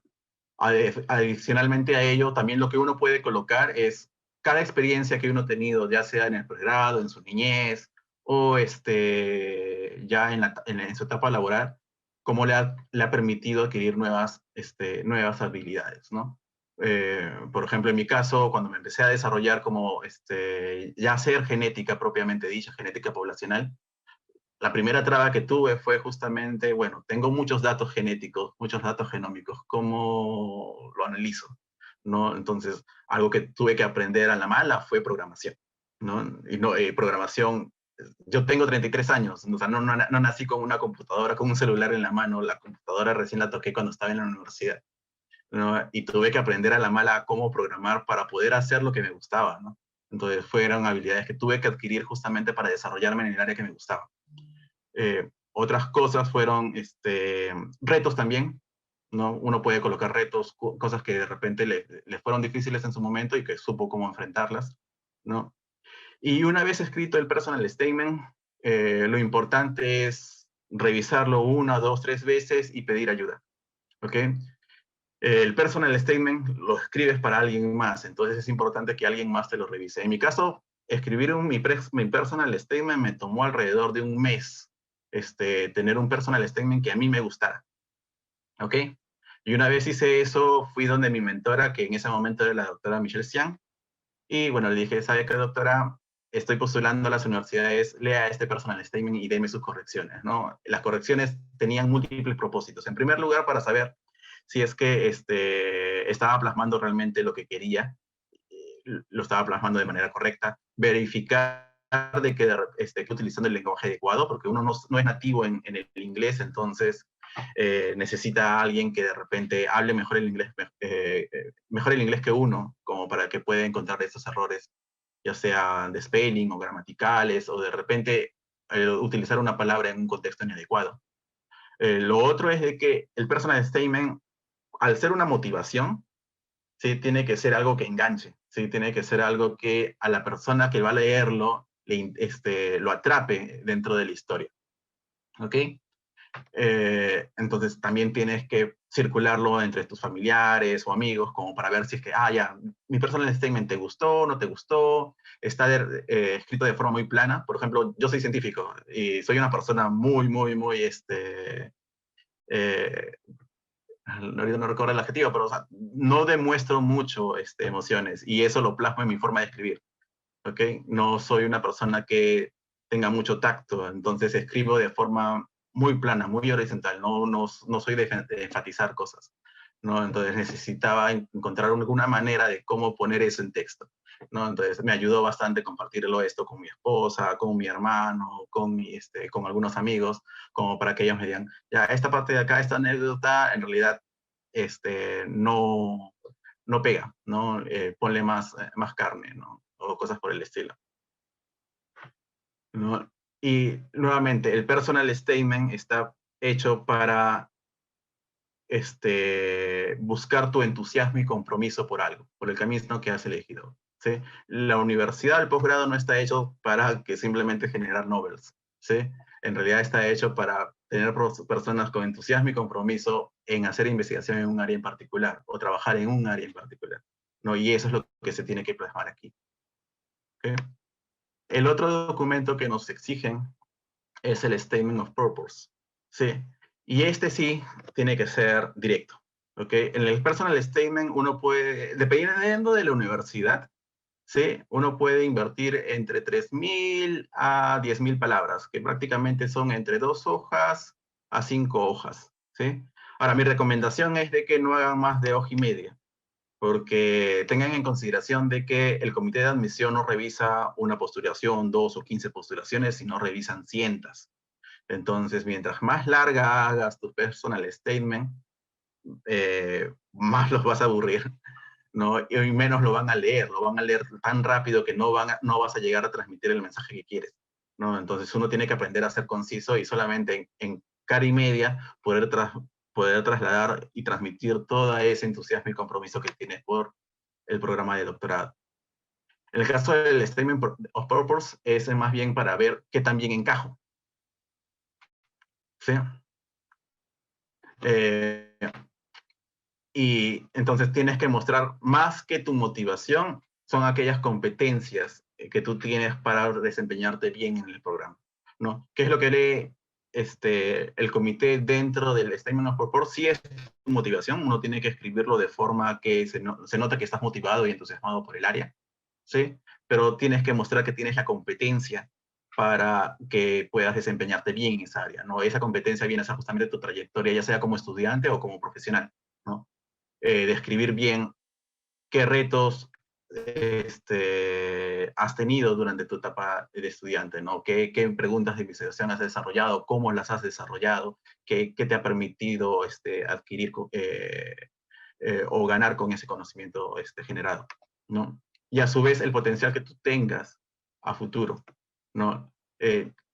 no solamente importa decir, bueno, yo deseo hacer investigación en esta área, tengo que decir, yo quiero hacer investigación en esta área por esto, ¿no? Por ejemplo, en mi caso, yo quiero hacer investigación en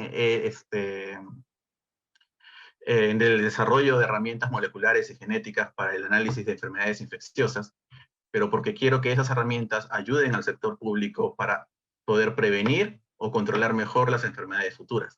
¿No? Lo que deseo es que, por ejemplo, la vigilancia genómica, que actualmente está de moda y que es casi utópica para nuestra sociedad, sea ya algo real de acá a 5 años o de acá a 10 años. ¿No? Que hacer un secuenciamiento y vigilancia genómica de un parásito o de un virus, si no sea algo tan costoso, sea algo que se pueda realizar de forma continua en el INS, por ejemplo, ¿no? Entonces, tener esa proyección más allá del doctorado y plasmarlo aquí ayuda bastante dentro de una postulación, ¿no? Eh, Siempre tienes que tener un mensaje positivo, ¿sí? Dentro de lo que escribes, ¿sí? Tienes que mantener una perspectiva positiva de cualquier cosa que escribes. Puedes poner anécdotas, esto es más que todo para el personal statement, ¿no? Como el personal statement, el que les había mencionado antes, a veces uno coloca anécdotas, a veces esas anécdotas suelen ser tristes, o algunas de ellas son graciosas, etcétera, pero tienes que siempre tener un mensaje positivo, y lo mismo viene a ser en el Statement of Purpose, ¿no? En el Statement of Purpose, algo que nos van a pedir es nuestros estudios académicos previos, ¿no? Y cómo esos estudios académicos a veces nos retaron a ciertas cosas, ¿no?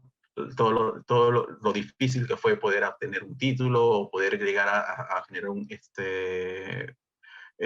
artículo, lo que fuese, ¿no? Entonces tenemos que mostrar esas dificultades, pero desde una perspectiva positiva, ¿no? Siempre tenemos que utilizar ejemplos, ¿sí? No solamente basta colocar, hice esto, sino hice esto y el contexto, ¿no?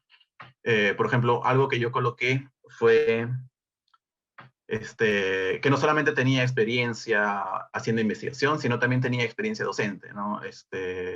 No lo mencionaba antes, pero por ejemplo, yo he tenido varios alumnos a mi cargo, y con esos alumnos pudimos desarrollar el área de genética poblacional en el laboratorio de malaria de Cayetano, ¿no? Entonces, esa experiencia me ayudó para bastantes cosas, entre ellas aprender a cómo organizar actividades, aprender a cómo ser mentor también, porque fui asesor de tesis de muchos de esos alumnos. Y algo que también me ayudó esta experiencia fue a ser un poco más empático, ¿no? Cuando empecé a hacer mi trayectoria de mentoría para alumnos de pregrado, una broma que siempre me hacían a mí era de que Paulos es el matasueños, ¿no? De los alumnos, por el hecho de que era muy crítico, era muy rudo en decir los comentarios, ¿no? Pero gracias a esas críticas, poco a poco aprendí a ser un poco más empático, ¿no? Entonces, esas cosas se muestran, lo puedes mostrar aquí, ¿no? Lo otro es de que sí o sí tienes que asegurarte de que tanto en el Statement of Purpose como en el Personal Statement, cada párrafo tenga bastante fluidez, ¿no? No es que hable en temas en particulares, sino aislados, sino que cada tema tiene que llevarme al tema siguiente, ¿no? Y uno tiene que saber escribir realmente, ¿no? Algo que, si es que uno postula siendo alumno de pregrado, a veces no es tan sencillo, ¿no? Por ejemplo, yo no me considero un buen redactor, un buen escritor, ¿sí? Aún no. Eh, pero sí sé que escribo relativamente bien, ¿no? Pero es algo que me ha costado, ¿no? O sea, no es algo que nació de mí ser muy buen escritor desde que salí del pregrado, ¿no? Es algo que al menos lo pude desarrollar durante los 2 primeros años de mi carrera profesional, ¿no? El primer año mi escritura era muy mala, sí, no pegaba mucho. Si bien es cierto, pude sacar algunos abstracts científicos, no es lo mismo escribir un abstract que ya pasar a escribir un artículo. Entonces, para poder escribir mi primer artículo, antes de escribirlo tuve que llevar clases de redacción, ¿no? Entonces, eso me ayudó bastante a que cuando ya tuve que enfrentarme al Statement of Purpose o al Personal Statement, saber bien cómo organizar ese manuscrito. Lo otro, a diferencia del Personal Statement, en el Statement of Purpose, uno tiene que ser bastante conciso, ¿no? El Statement of Purpose no tienes tantas palabras, tienes alrededor de 3.000, 2.500, dependiendo de la universidad, entonces tienes que saber bien cómo emplear el espacio que tienes, ¿no? Las universidades te hacen una especie de trampa. O sea, te ponen, por ejemplo, para el personal statement, te dicen, tienes 10.000 palabras, para el statement of purpose tienes 3.000. Y si por A o B tú te pasas del límite permitido, te vamos a contactar para que nos mandes tu manuscrito completo. ¿Ok? Pero rara vez ocurre, ¿sí? Entonces, traten de ser bien cuidadosos con el número de caracteres que la plataforma les exige. Ahora, no coloquen ni más, pero tampoco coloquen menos. Si la plataforma les dice, coloca 3.000 palabras, emplea bien tu espacio para abarcar esas 3.000 palabras o 3.000 caracteres, ¿sí? No escribas menos, porque escribir menos implica de que todavía no tienes, o sea, no sabes muy bien qué mostrar dentro de ese manuscrito. ¿Mm? Acá sí les dejo un link, después creo que Emilio puede pasarles la diapositiva. Para escribir el personal statement o el statement of purpose, como les dije, hay bastantes blogs en internet. Ustedes busquen simplemente how to write an statement of purpose for a PhD y les van a salir decenas de blogs de personas que les enseñan a cómo hacer eso. ¿Okay? Uno de los que a mí me gustó es el de Berkeley. ¿Sí? Está muy bien organizado todos los pasos que uno tiene que seguir para escribir el statement of purpose o el personal statement. ¿Sí? Entonces pueden ingresar ahí. Igual cada universidad, al momento que uno aplica, les va a dar los guidelines para ello, ¿no? Pero a veces esos guidelines no están con ejemplos. Entonces, en el caso de Berkeley, sí te ponen ejemplos para eso, ¿no? Entonces, hasta acá quiero hacer una pausa. No sé si tienen, Emilio, ¿me puedes ayudar con algunas preguntas? Por supuesto, Pablo. Por ejemplo, lo que están preguntando es cómo tú lograste obtener oportunidades para realizar una rotación en universidades de Estados Unidos, qué requisitos te han pedido para hacer algunas rotaciones, algunas pasantías. Si pudieras compartirnos, ¿no?, esa información, preguntan algunos invitados. Ya, rotaciones. En mi caso, bueno, yo sí hice un poco de trampa. El asunto es de que como les había mencionado, apenas salí, estaba en cuarto año de la universidad e ingresé al grupo de malaria en el Instituto de Medicina Tropical y de la Universidad Cayetano Heredia. ¿Ok? Entonces, durante los 2 primeros años o 3 primeros años, el área en el cual me desarrollé era diagnóstico molecular, pero a mí me gustaba hacer genética, ¿no? Entonces, hablé con la doctora de ahí, la jefa del laboratorio, que es la doctora Dionisia Gamboa, y le dije, ¿sabes qué, doctora? Me gustaría empezar a hacer un poco de genética. No me dio los recursos económicos como para hacerlo, pero al menos me dio el tiempo como para poder investigar. ¿Ok? Entonces empecé a buscar con respecto a genética, cómo aplicar genética en malaria, etcétera. Y en ese proceso, conocí de algunos doctores en el extranjero que estaban interesados en hacer genética en malaria en Perú, ¿no? Esos doctores simplemente les escribí, no tuve mucho reparo de tenerle miedo a me responderá o no, ¿no? Y como ellos tenían el interés y yo tenía el interés, simplemente a través de la doctora Dionisia Gamboa se generaron los nexos como para que ellos empezaran a dar charlas acá, se organizaron cursos primero acá en Perú para el área de genética poblacional. Una vez se realizado esos cursos también, dijeron, Pablo, como tú te gusta hacer esto, ¿quieres hacer una pasantía en mi laboratorio? Y bueno, se buscaron los fondos de financiamiento como para poder ir a hacer esas rotaciones. Una de las becas que yo gané en ese momento fue la beca Fogarty. Hay distintos Fogarty aquí a nivel nacional, pero las becas Fogarty por lo general tiene intereses en específico, ¿no? Por ejemplo, hay un Fogarty para los que estudiamos enfermedades infecciosas, ¿no? Entonces, todos los que estudiamos enfermedades infecciosas podemos aplicar esa beca Fogarty que lo maneja la Universidad Cayetano Heredia y aplicar ya sea cursos, pasantías, etcétera, ¿no? Inclusive maestrías. Por ejemplo, Fogarty también financió mi maestría. Hay otras Fogarty para otras enfermedades también, lo tengo entendido, creo que para neurocisticercosis hay un Fogarty, también hay un Fogarty para ambientales, pero ahorita no estoy al tanto de qué otros becas o financiamientos hay. Aparte también está con CITEC, ¿no? Por ejemplo, tengo varios amigos que en su momento quisieron llevar cursos o llegar a hacer pasantías y postularon a Concitec, y cada 6 meses o una vez al año creo que Concitec, en su momento, cuando yo aplicaba, ¿no? Brindaba financiamiento. Aparte de esa modalidad, ¿sí? A su vez también empleé, busqué simplemente cursos que me interesaban. ¿No? Por ejemplo, yo quería aprender genómica, entonces busqué un curso en Montevideo para aprender genómica y afortunadamente el curso daba beca, ¿no? Y pude ir allá, ¿no? También Harvard en su momento sacó un curso de genética en malaria y también tenía becas, ¿no? Entonces, eh, postulé y afortunadamente también me aceptaron. Postulé a varias, ¿ah? O sea, en total habré llevado alrededor, dentro de mis 11 años de carrera, habré llevado alrededor de 11 cursos, pero no, en realidad a cuántos postulé fue, creo que al doble, al triple. Sí, entonces mi mejor consejo es simplemente busquen qué cursos están disponibles para lo que a ustedes les interesa en el extranjero, aplíquenlo, apliquen a ellos y apliquen 1, 2 o 3 veces.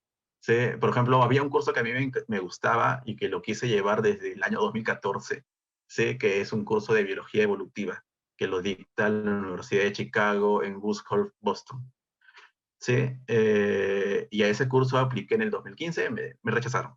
Apliqué en el 2017, me rechazaron. Apliqué en el 2019 y al fin me aceptaron, ¿no? Y me aceptaron también con beca, ¿no?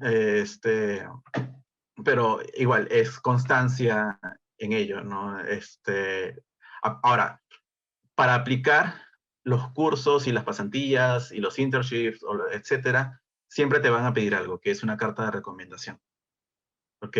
No hay forma de que, es bien difícil que te acepten a un curso o a una pasantía sin una carta de recomendación. Entonces, en este caso, yo tenía el soporte de ese laboratorio como para poder obtener las cartas de recomendación. No tenía la carta de recomendación de la doctora Dionisia Gamboa, siempre a mí, la doctora siempre me apoyó en eso.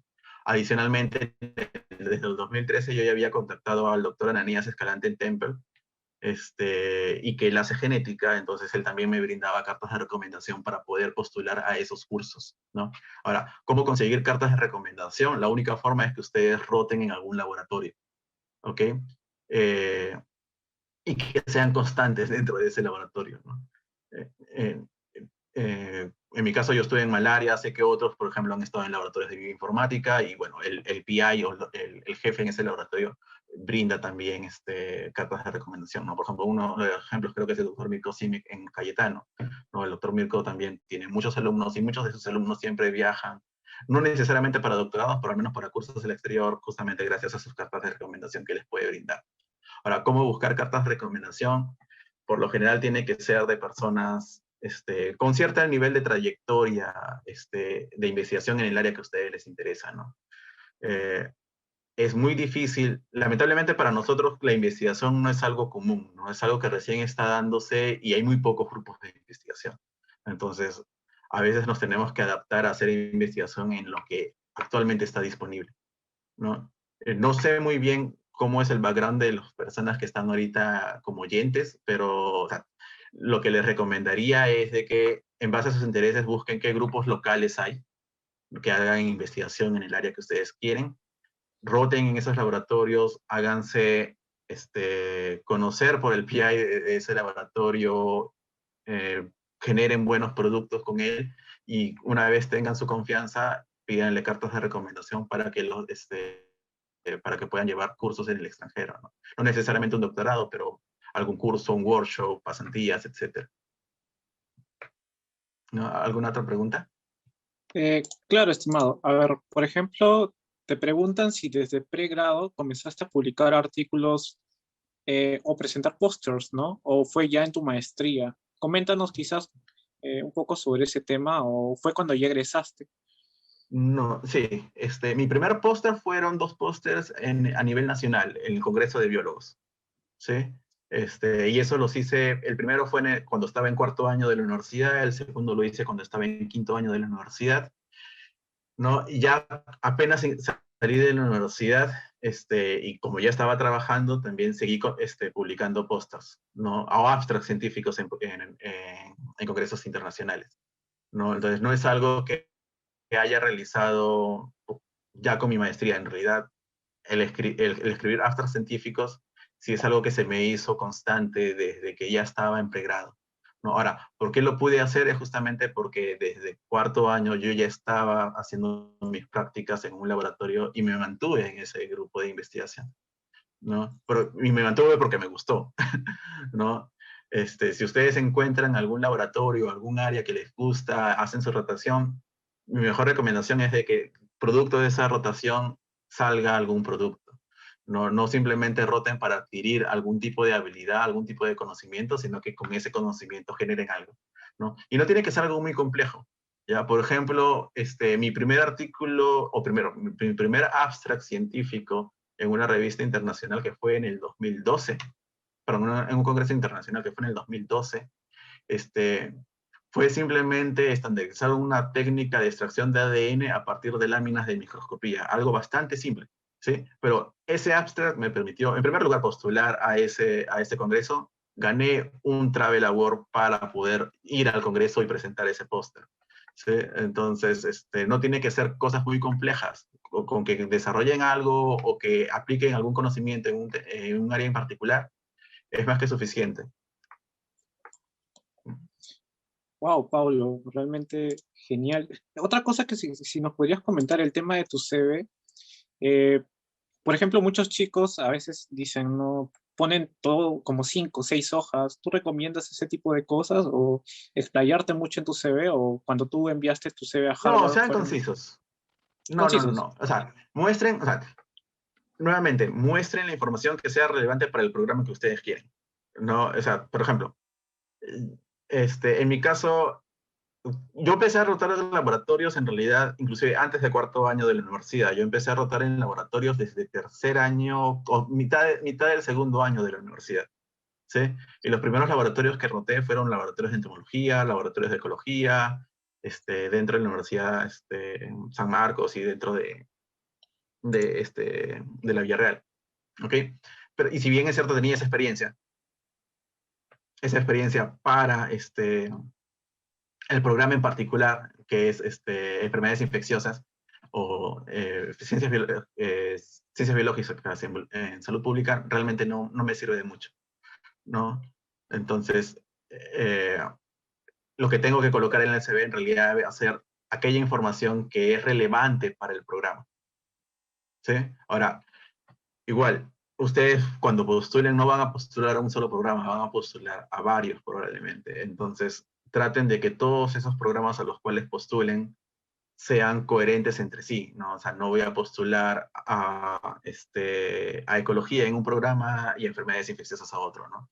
Traten de ser constantes o consistentes a qué tipo de programa están buscando, ¿no? Y poner justamente su CV orientado a ello. Ahora, respecto al personal statement y statement of purpose, sí tienen que hacer un personal statement y un statement of purpose para cada programa al cual postulen. No es que puedan copiar y pegar entre programas, ¿ok? Porque cada programa, si bien es cierto van a ser similares, cada programa va a tener una peculiaridad, ¿sí? Por ejemplo, en San Francisco yo postulaba un programa de epidemiología y medicina translacional. Entonces lo que tenía que demostrar dentro de mi statement of purpose y mi personal statement era mi interés en epidemiología y estadística. ¿Ok? No, si bien es cierto, tenía experiencia en laboratorio y desarrollo de herramientas genéticas, eso era un poco irrelevante para el programa. Realmente lo que era relevante para el programa era de mi interés en epidemiología y en salud pública. ¿Ok? En cambio, era muy distinta mi personal statement y mi statement of purpose para Harvard. En el caso de Harvard, el programa es de ciencias básicas. Entonces, lo que tenía que demostrar para ese personal statement es mi interés en el desarrollo de herramientas moleculares para salud pública, más que el desarrollo o el uso de epidemiología o estadística para ello. Eh, ¿Alguna Pablo, pregunta? otra pregunta que puedo hacerte es, la experiencia como profesor o haciendo docencia en una universidad, quizás como profesor auxiliar de prácticas de algún curso, ¿tiene algún peso para Sí, alguna candidatura de doctorado? sí, por supuesto. Sí, la experiencia docente sí importa bastante porque justamente durante el doctorado una de las cosas o actividades que uno va a realizar es hacer TA, no Teaching Assistant. Entonces, tener experiencia en ello y demostrar que te gusta, ¿no? O demostrar o decir por qué no te gusta, ¿sí? Es importante, ¿no? O sea, después del doctorado no necesariamente todos van a hacer vida académica, ¿no? Algunos van a dedicarse a la parte empresarial, etcétera. Entonces, uno tiene que mostrar eso. ¿Qué es lo que quieres? ¿Por qué lo quieres? Y que tu experiencia demuestra que realmente ese es su interés. Si es que lo que deseas es adquirir un doctorado porque quieres convertirte en profesor, docente de una universidad futuro, investigador también de una universidad futuro, bueno, tienes que mostrar de que tienes experiencia dictando clases, ¿no? Ya sea como asistente o ya sea como docente principal, ¿no? Y pesas, sí, de que pesa bastante. Oh, la otra pregunta, por ejemplo, dicen, ¿no? ¿Qué recomiendas a un estudiante de sexto ciclo que planea hacer un posgrado en otro país con beca? Perdón, ¿puedes repetir la pregunta? Claro, ¿qué recomiendas a un estudiante de pregrado de sexto ciclo que planea en el futuro hacer un posgrado, ¿no? Con beca? ¿Qué recomendaciones darías a un estudiante universitario en todo caso? Sí, bueno, hacer rotaciones, ¿no? Comenzar a hacer prácticas en laboratorios, tanto nacionales primero, ¿sí? Y luego internacionales, pero que esas rotaciones sean consistentes entre sí, ¿no? O sea, ubiquen, las primeras rotaciones de repente pueden ser un poco al random, recién están explorando qué área de investigación me gusta, ¿sí? Pero una vez ubiquen una que realmente les agrada y en la cual se sienten que pueden tener un impacto bueno a futuro, ¿sí? Empiecen a insistir en rotaciones similares, ¿no? Y que igual, y como les dije anteriormente, que cada una de esas rotaciones les genera algún producto. Otra pregunta, estimado. ¿Y cómo perfeccionaste el tema del inglés o al menos mejoraste, ¿no? Y te preparaste para el inglés o para el GRI? El tema del inglés, oh, no, en realidad yo hasta ahorita no me siento bueno en inglés. Y como les dije, por ejemplo, en el caso de Harvard, yo he ingresado, pero necesito llevar clases para mejorar mi fluidez, ¿no? En lo que sí soy bueno es en lectura y en redactar, ¿no? Entonces, la única forma de aprender a leer de forma eficiente y redactar de forma eficiente es justamente leer, leer, leer y leer, ¿no? Entonces, prácticamente eh, hubo un tiempo en el cual, por ejemplo, me leía alrededor mínimo 3 artículos diarios, ¿no? En inglés, en mi área de investigación en particular, ¿no? Y en promedio me leía 5, pero porque justamente estaba desarrollando un área de investigación que me gustaba, ¿no? Después, cuando ya comencé con mi etapa laboral y empecé a hacer docencia y asesoramiento a estudiantes, ahí sí dejé un poco la lectura, ¿no? Pero nuevamente la retomé cuando comencé la maestría y ahora para postular al doctorado otra vez, leer artículos científicos diarios, sí es algo que es prácticamente el pan de mi día a día, ¿no? Y lo que me ayudó, uno, a ganar vocabulario en mi tema, ¿sí? Ganar fluidez para hablar en mi tema, ¿no? Y capacidad de escribir de forma efectiva en mi tema. La parte hablada sí es distinta, porque la parte para hablar y escuchar también, ahí sí necesitas tener contacto con personas que hablan nativos en inglés, no personas de Perú que hablan inglés, sino personas de Estados Unidos que hablan inglés. Y eso uno lo puede hacer. Yo lo hice un tiempo pagando clases, sí, pero son caras. ¿No? Luego traté de hacerlo durante mis pasantías, ¿ok? Tuve algunas pasantías en Estados Unidos, pero tuve la muy mala suerte de que en todas las pasantías que realicé, o al menos en el 70% de ellas, casi siempre compartí espacio con personas latinas, ¿no? Entonces no pude mejorar mucho mi parte oral. Otra pregunta, Pablo. ¿Y recomiendas hacer, por ejemplo, programas de verano en otras universidades? ¿Eso influye a la hora de postular a un posgrado? Quizás un School Summer o un intercambio internacional. Sí, sí influye bastante. Personalmente yo no lo hice. Sé que de otros compañeros que sí lo hicieron. Este, es, ¿Y dónde vas a colocar esa información? Va a ser en tu statement en tu personal statement, ¿no? Si es que ese intercambio fue para un área en particular, y un área que va relacionada al programa de doctorado que estás postulando, ahí sí lo puedes poner en tu statement of purpose, ¿sí? Pero si solamente fue un área distinta en la cual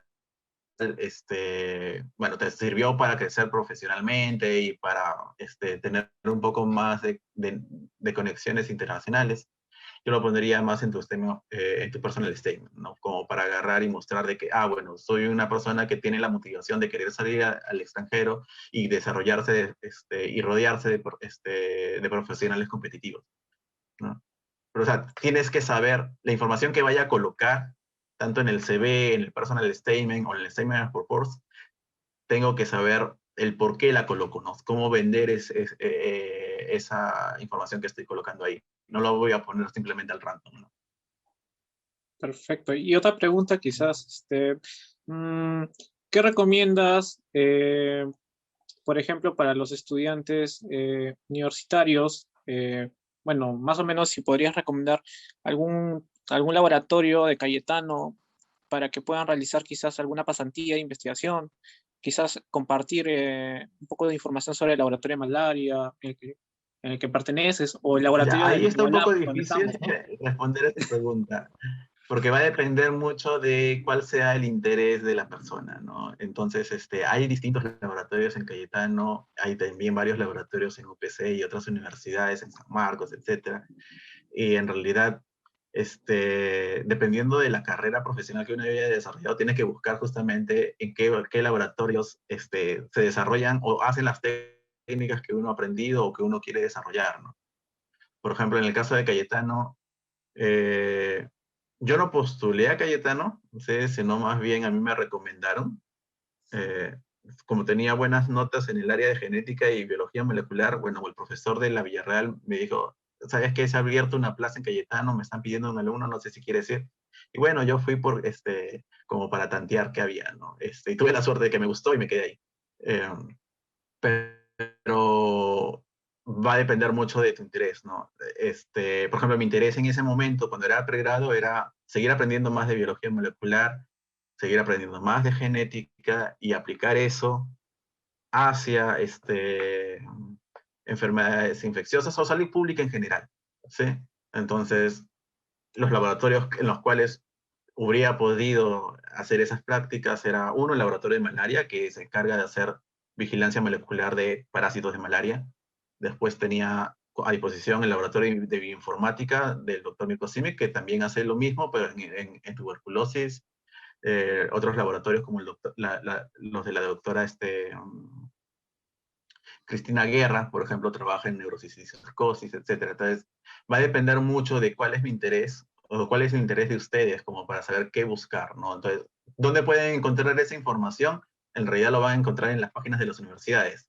Sí, en la Universidad Cayetana Heredia hay una sección de investigación y van a ver el listado de todos los laboratorios, qué hace cada laboratorio y cuál es la misión de ese laboratorio, ¿no? Y ver si es que ese laboratorio investiga en el área que a ustedes les gusta o utiliza las herramientas que a ustedes les gusta.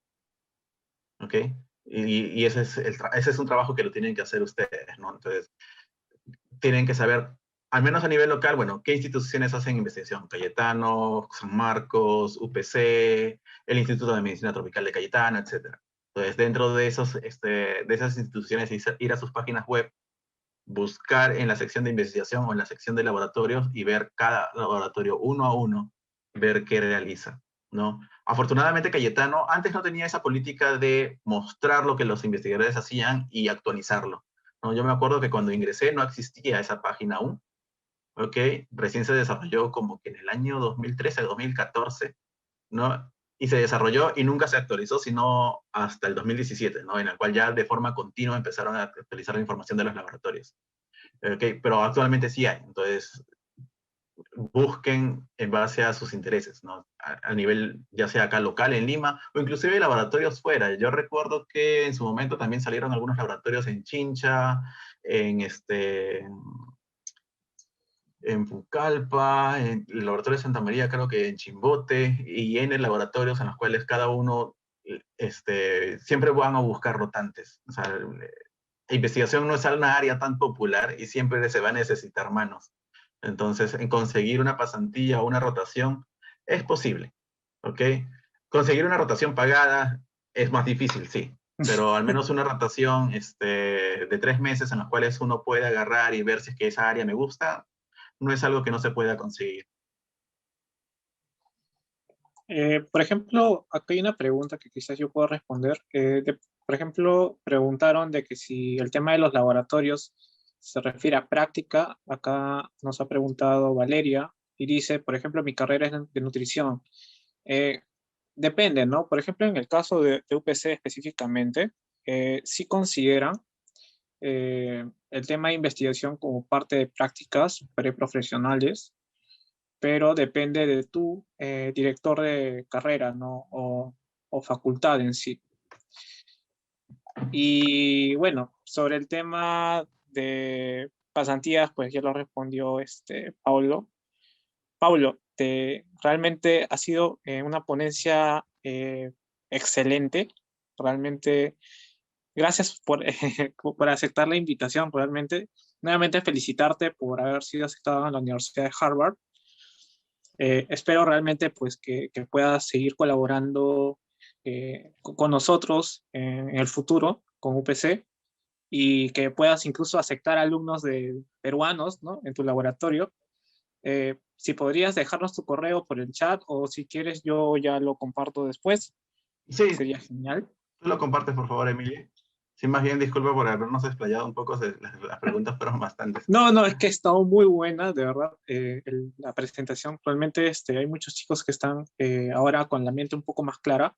Yo justamente les decía a mis compañeros, ¿no? Que desde pregrado, pues, que no solamente se dediquen a estudiar, porque notas buenas todo el mundo lo tiene, sino que te tienes que diferenciar de los demás, ¿no? Y tienes que hacer el tema de las pasantías, rotaciones. Justamente ahorita estoy haciendo una rotación contigo, ¿no? O sea, en el Innova Lab. Y bueno, Sí. la idea también ahí es que yo pueda pues aportar con un artículo de investigación.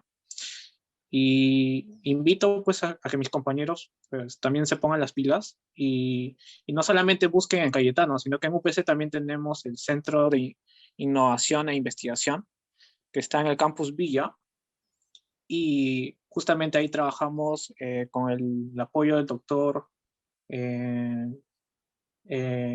Quiliano, el doctor Quiliano creo, Miguel Quiliano. Él trabaja bastante el campo de bioinformática. Incluso hace poco, hace unos días, han publicado un artículo de SARS-CoV-2, hace poco, sobre una nueva técnica para detectar, bueno, sobre esa temática, ¿no? De la pandemia. Así que investigación en UPC sobre ese tema sí hay. Solamente tienen que escribir correos, tienen que ser proactivos. Como dice Paulo, manos en investigación faltan todavía, al menos en Perú. Y sobre becas, para otros países sí hay. Existe la beca ELAP, pero es una beca muy competitiva. Por ejemplo, el próximo año yo estoy viajando a la Universidad de Alberta y justamente eso es lo que le decía a Pablo, ¿no? Al menos este año yo voy a estar apoyando a Cayetano, pero ya el próximo año yo me estoy yendo ya. Así que nada, Pablo, gracias. Gracias nuevamente por la ponencia. Espero que, como te digo, puedas participar en nuevas actividades con nosotros. Quizás podamos tenerte también, recibir tu ayuda, quizás para fomentar un poco la investigación en UPC y quizás en otras universidades. Y nada, te envío un fuerte abrazo y nada, excelente presentación, sinceramente, amigo, de verdad. Muchas gracias, y gracias a ustedes por, bueno, por su asistencia, ¿no? Espero que les haya sido útil y, bueno, nos estaremos viendo pronto en caso se dé. Sí. Y éxitos en todo lo que estén desarrollando. Por supuesto, amigo. Éxitos también a ti. Ok, yo sí me Ahora, retiro. Hasta luego. no te preocupes, cuídate, bendiciones.